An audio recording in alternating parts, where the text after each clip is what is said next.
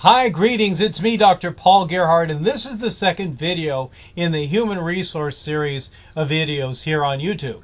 And in this particular video, I want to talk about trends in human resource management. So we're going to be talking about some things that if you are in human resources, you probably already are considering. Or if you're a manager or want to be in human resources, these are things that you should be considering as you grow your career. So here's some things that you really need to know. We're going to take a look at the labor workforce composition that may affect human resources. We're going to be able to talk about what it takes to create a high-performance work system. We're going to talk about what the modern-day empowerment of employees looks like. We're going to talk about growth, quality, and efficiency as it relates to human resources professional supporting those things. We're going to talk about how human resource managers support organizations as they expand internally. And we're going to talk about technology development and talk about the nature of employment and how things are changing with relationships.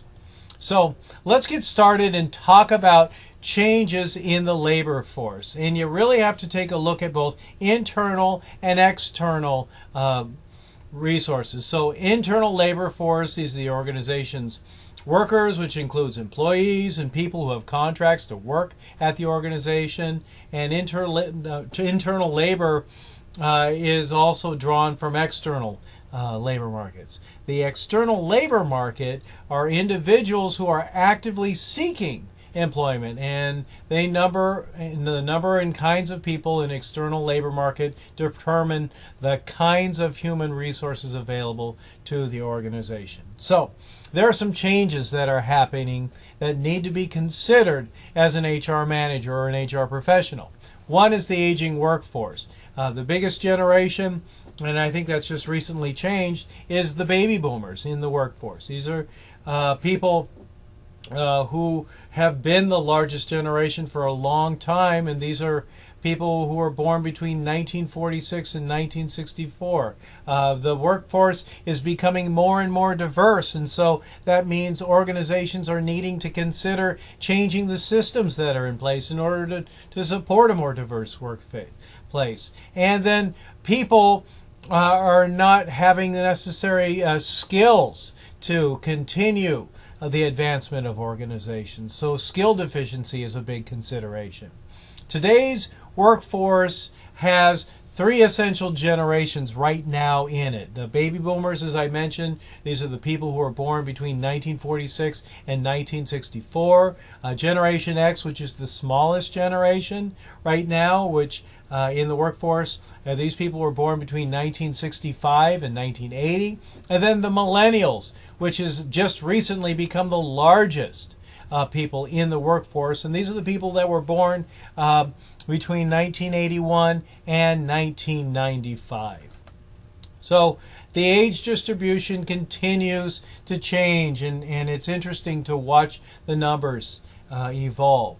In 2014, the largest generation at 65% were people between the ages of 25 and 54.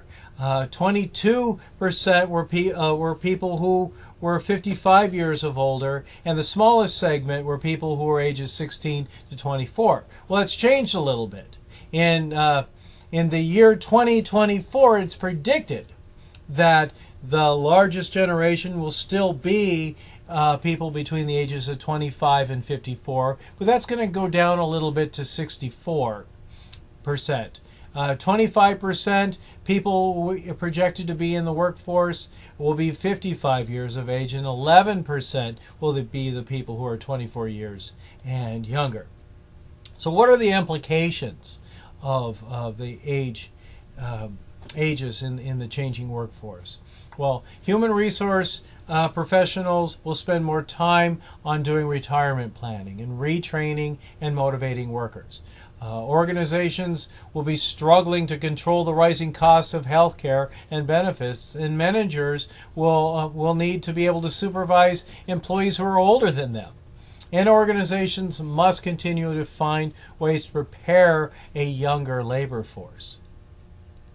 So, mentoring programs are something to consider, where older workers could help pass on the knowledge so it doesn't get lost to the younger employees. Racial and ethnic makeup is something that is also being considered. You know, the newest projections for the year 2024 suggest that still the largest population will be Caucasians or whites at 77%.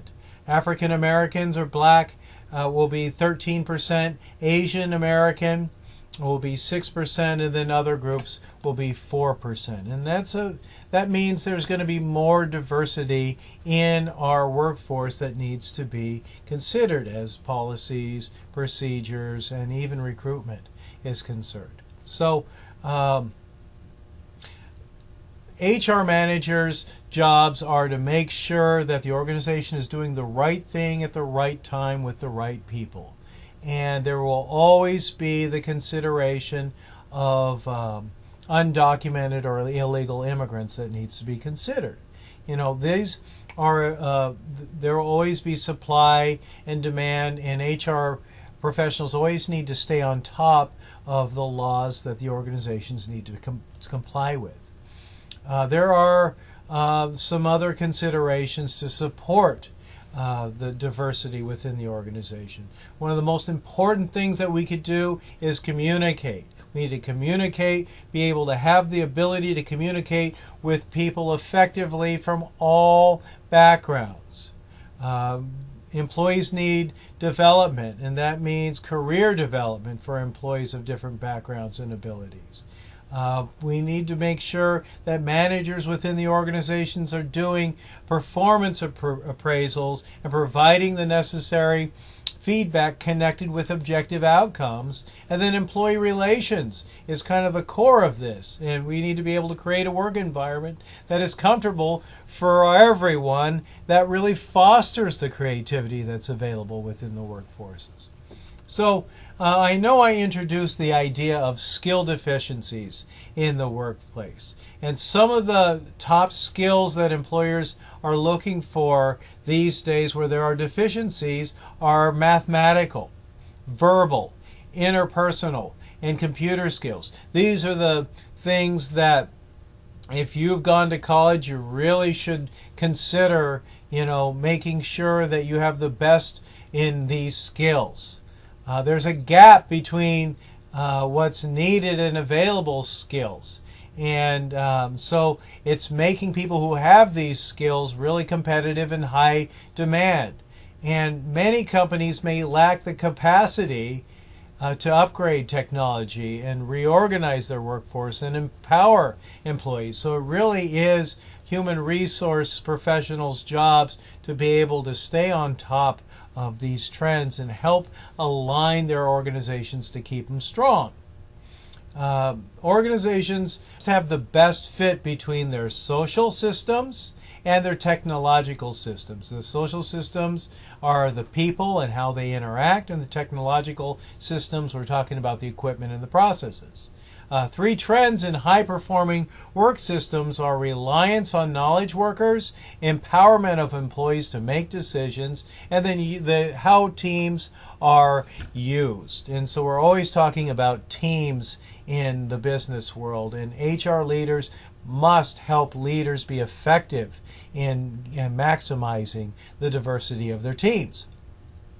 There are some occupations that have the most job growth that need to be considered, and maybe you are either in one of these industries or are considering entering into these industries. But here's some areas that really should be considered between this year and the year 2022. So these have the fastest growth rates: personal aides,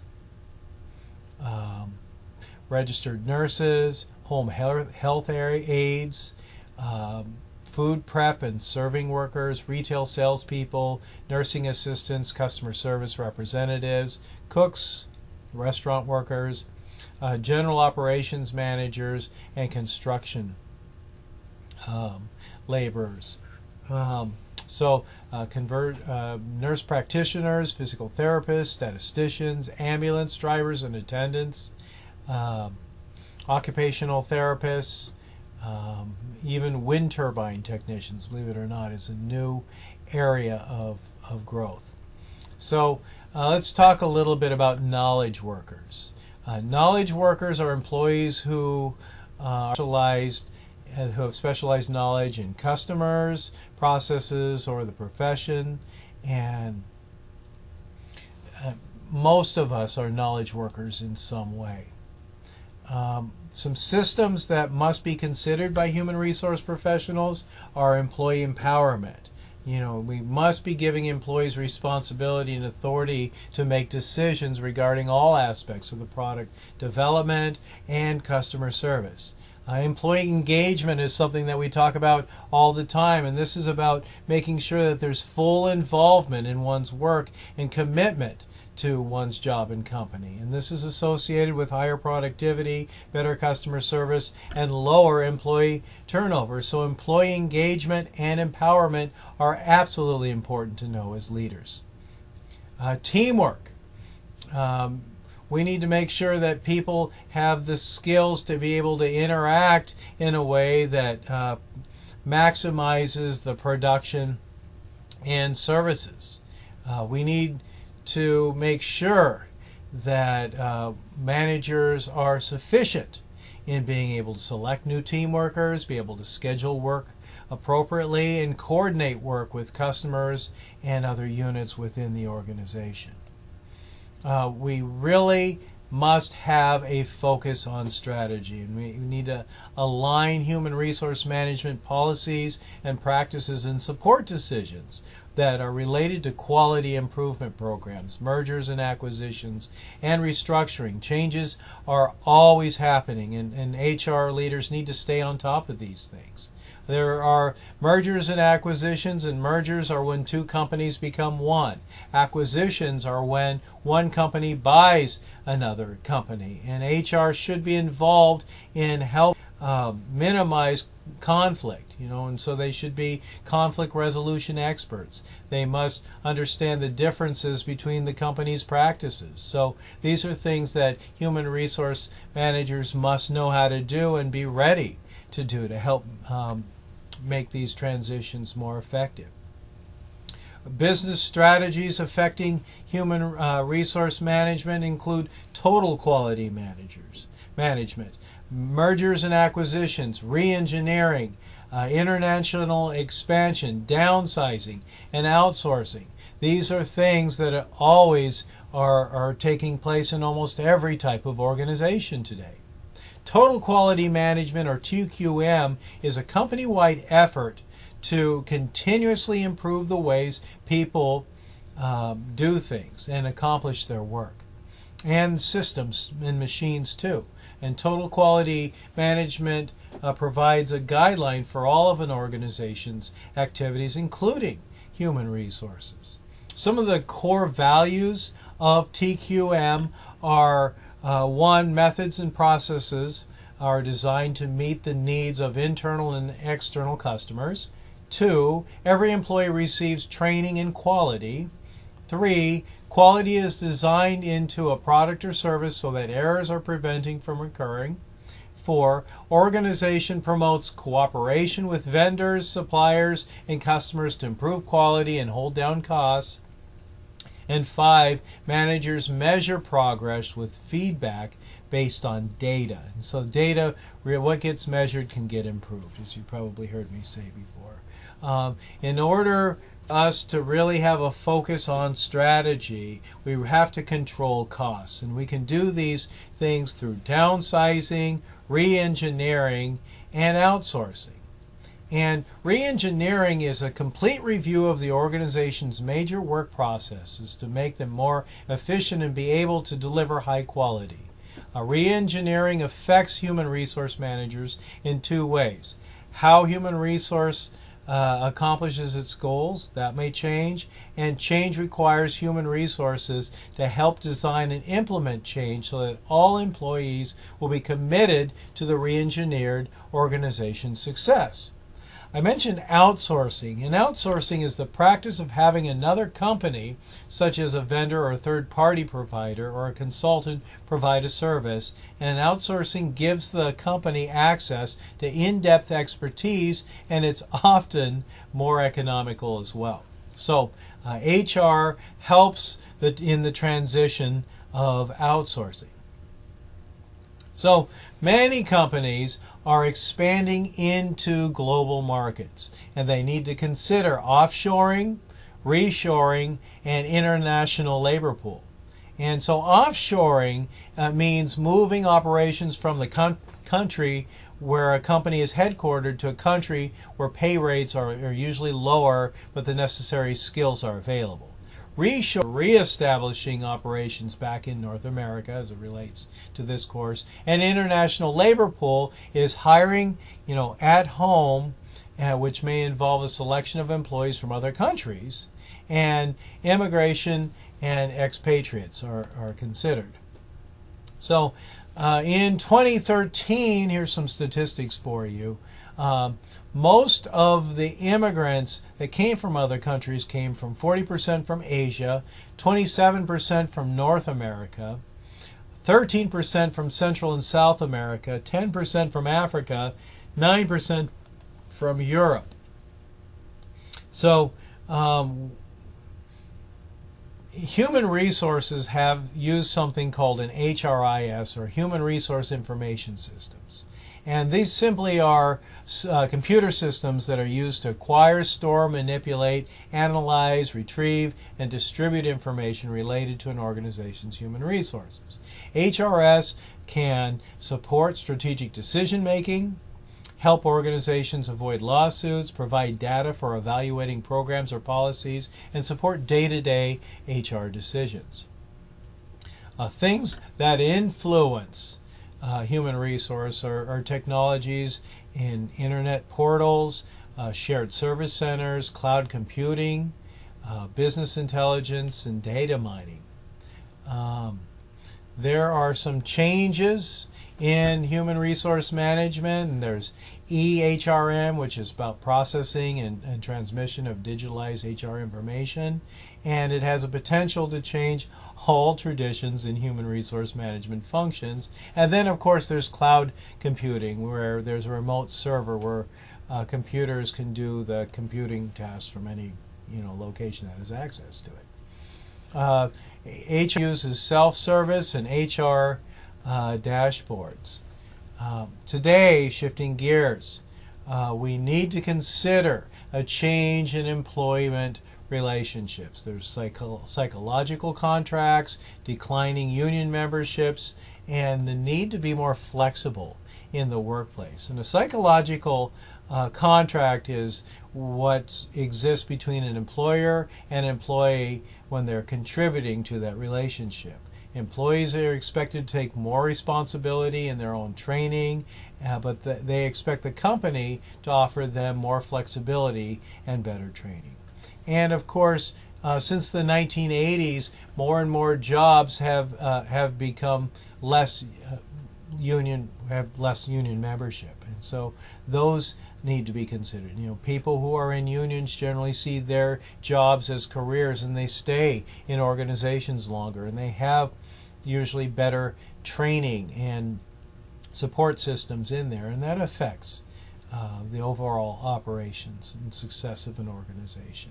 Flexibility is something that every manager needs to consider, and so human resource professionals really need to help leaders seek flexibility in staffing levels and give alternatives to traditional employment relationships, and so a lot of times this is done through outsourcing and using temporary and contract workers. It's done through giving flexible work schedules, including shortened work weeks, and it's about moving employees to different jobs to meet the changing needs. All right, so I know that I've covered a lot in this 20-minute video, and I'm going to just stop. but I encourage you to review this information again and consider some of the implications of the trends in human resources. Thank you so much for your valuable time. I hope you've enjoyed the video, that you have a great day, because only you get to choose how you feel about it.